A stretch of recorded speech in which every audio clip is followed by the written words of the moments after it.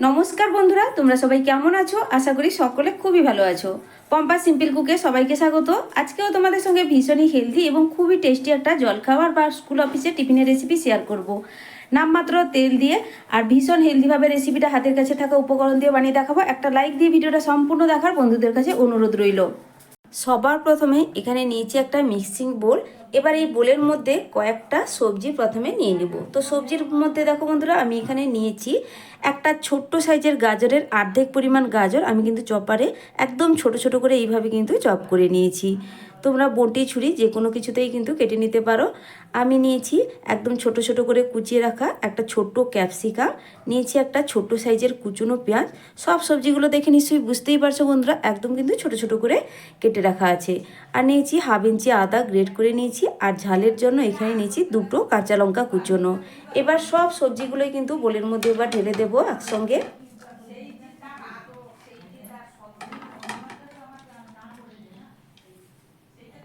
দিয়ে দিচ্ছি এবার সামান্য একটু লবণ। লবণটা আবার পরেও ব্যবহার করব।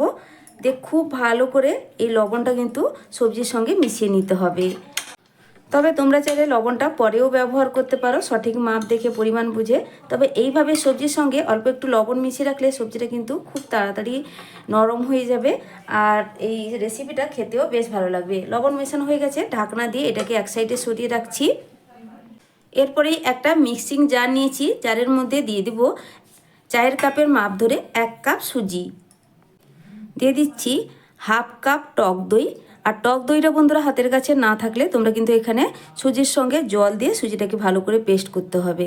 আর এখানে তোমরা চা চামচের 1 চামচ লেবুর রস ব্যবহার করবে, তাহলে কিন্তু রেসিপিটা খুব সুন্দর খেতে লাগবে। সঙ্গে দিয়ে দিচ্ছি আরও হাফ কাপ জল। ভালো করে একটু মিশিয়ে নেব, তারপরে ঢাকনা লাগিয়ে খুব ভালোভাবে পেস্ট করে নেব। এখন খুব ভালোভাবে সুজিটা পেস্ট করে ফিরে এলাম। এরপরে আগে যে সবজিটা আমি ঢাকনা দিয়ে রেখেছিলাম এর মধ্যে এবার আমি এই পেস্ট করা সুজিটা ঢেলে দেব।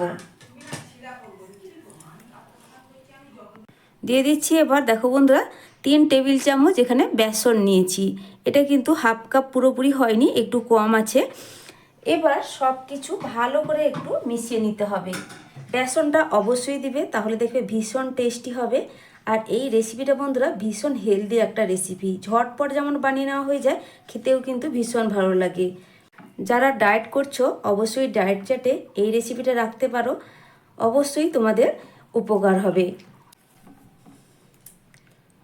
খুব ভালো করেই দেখো বন্ধুরা এবার আমার মেশানো হয়ে গেছে। আর এখানে আমি তোমাদের একটু ব্যাটারটা তুলে তুলে দেখাচ্ছি বারে বারে। এই ব্যাটারে কিন্তু এক্সট্রা কোনোভাবে আমি জলের ব্যবহার করিনি, সেটা নিশ্চয়ই তোমরা খেয়াল করেছো। এখানে কোনো রকম আর কিন্তু আমার জলের ব্যবহার লাগবে না, কারণ যে পরিমাণ আমি দই আর জল মিশিয়ে সুজিটা পেস্ট করে নিয়েছিলাম তাতেই কিন্তু একদম পারফেক্টভাবে এইভাবে থকথকে ব্যাটার তৈরি হয়েছে। এবার আমি ঝটপট একটা এর মধ্যে মশলা মিশিয়ে নেব, তার জন্য এই টিফিনটা কিন্তু ভীষণ টেস্টি হবে। তো তোমরা দেখতে থাকো।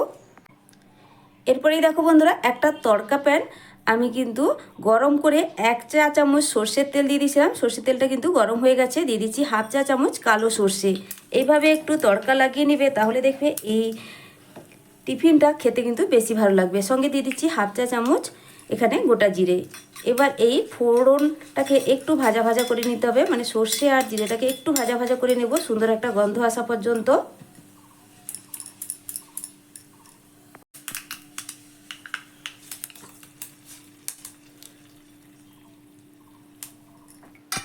পুরো মশলাটাই এর মধ্যে দিয়ে দিলাম, দিয়ে এবার খুব ভালো করে এবার মিশিয়ে নিতে হবে।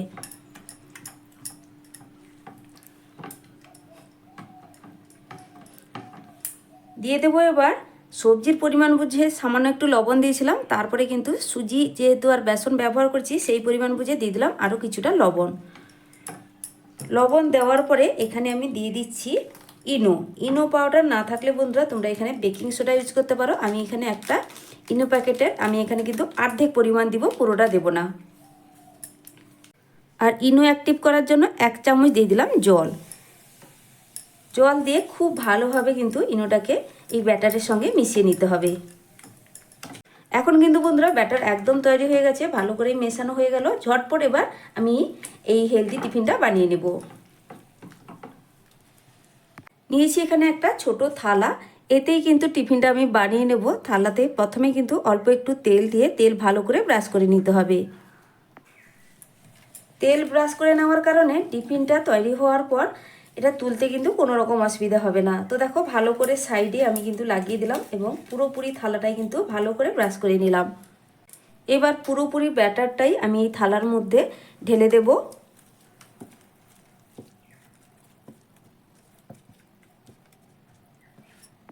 এবার থালাটাকে আমি একটু ভালো করে ট্যাপ ট্যাপ করে নিব, তাহলে কি হবে বন্ধুরা, খুব ভালোভাবে এটা কিন্তু সেট হয়ে যাবে।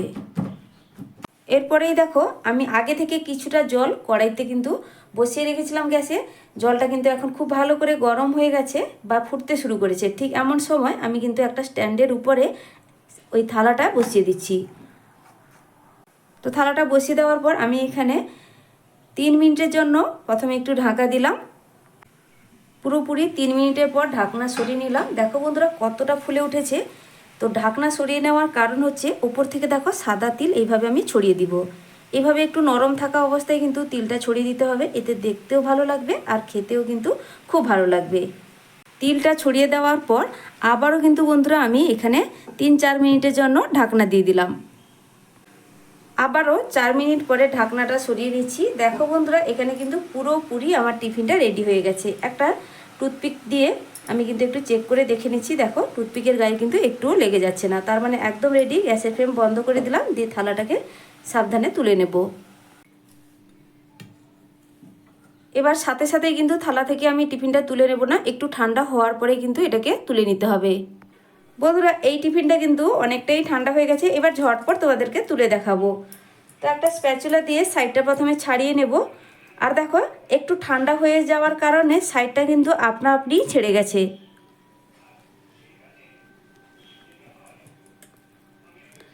কোনো অসুবিধা হবে না এই টিফিনটা তুলতে।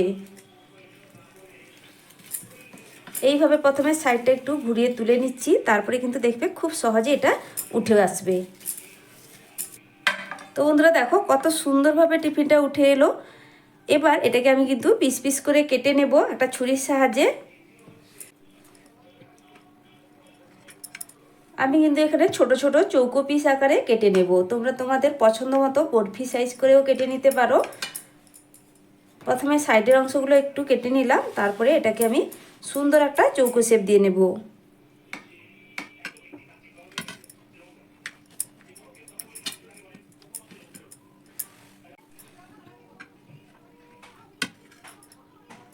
এবার লম্বালম্বি আমি কিন্তু 3 পিস করে নিলাম, তারপরে আবারও কিন্তু লম্বালম্বি 3 পিস কেটে নিব।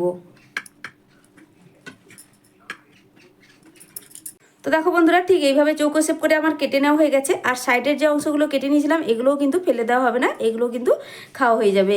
তো দেখার সৌন্দর্যের জন্য আমি এইভাবে একটু চৌকো শেপ করে নিয়েছি। তো দেখো কতটা সুন্দর জালিদার আর স্পঞ্জি তৈরি হয়েছে, ভেতর থেকে কিন্তু পারফেক্টভাবে তৈরি হয়েছে। তোমরা কিন্তু এইভাবেই খেয়ে নিতে পারো চাটনি কিংবা সসের সঙ্গে, কিংবা শুধু মুখেও কিন্তু খেতে ভালো লাগে। যার কারণে এখানে তড়কা দেওয়া আছে, আলাদা কিছু কিন্তু প্রয়োজনই হবে না। তবে এটাকে আরও একটু দেখার সৌন্দর্যের জন্য, আরও একটু টেস্ট বাড়ানোর জন্য চলো আমি এবার কীভাবে বানিয়ে নিচ্ছি সেটাই তোমাদের দেখাই। গ্যাসে এবার একটা ফ্রাইং প্যান বসিয়ে দিচ্ছি। তো প্যানটা আগে ব্যবহার হয়েছিল, তার জন্য দেখো বন্ধুরা সামান্য একটু তেল এই প্যানের গায়ে লাগানো আছে।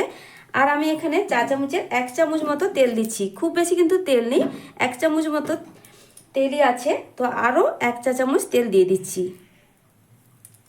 এখানে আলাদা কোনো রকম আমি মশলার ব্যবহার করব না, শুধুমাত্র সামান্য একটু তেলে উল্টে পাল্টে ভেজে নেব। আমি এবার একে একে কিন্তু তেলের মধ্যে দিয়ে দিচ্ছি। যেই সাইডটা উপরের দিকটা আমি তিল দিয়েছিলাম সেই সাইডটা কিন্তু তেলের দিকটা দিচ্ছি।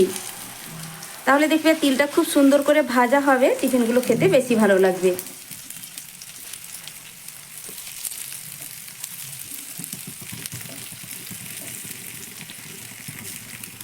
আর গ্যাসের ফ্লেমটা কিন্তু মিডিয়ামে রেখে এগুলো ভাজতে হবে। দেখো খুব সুন্দর একটা কালার চলে এসছে। আমি এবার এগুলোকে উল্টে নিচ্ছি। এইভাবে হালকা একটু লালচে করে ভেজে নিলে টিফিনের স্বাদটা কিন্তু অনেকটাই বেড়ে যায়। তবে এই যে আগেই বলেছি, তোমরা চাইলে এইভাবে না ভেজে শুধুমাত্র ভাপে দেওয়ার পরেও কিন্তু টিফিনটা খেয়ে নিতে পারো। খুব বেশিক্ষণ সময় লাগে না, 1-1.5 মিনিটের মধ্যে কিন্তু 2 দিক সুন্দর করে ভাজা হয়ে যায়। তো এবার দেখো খুব সুন্দর একটা কালার চলে এসছে। ঝটপট এবার সবগুলোকে তুলে নিয়ে একটা প্লেটের মধ্যে সার্ভ করে দেখাচ্ছি। দেখো বন্ধুরা, সব টিফিনগুলো তৈরি করে নেওয়ার পর আমি এখানে একটা প্লেটে সাজিয়ে নিয়েছি। দেখতে কতটা লোভনীয় লাগছে, দেখতেও যেমন সুন্দর, খেতে ভীষণ টেস্টি।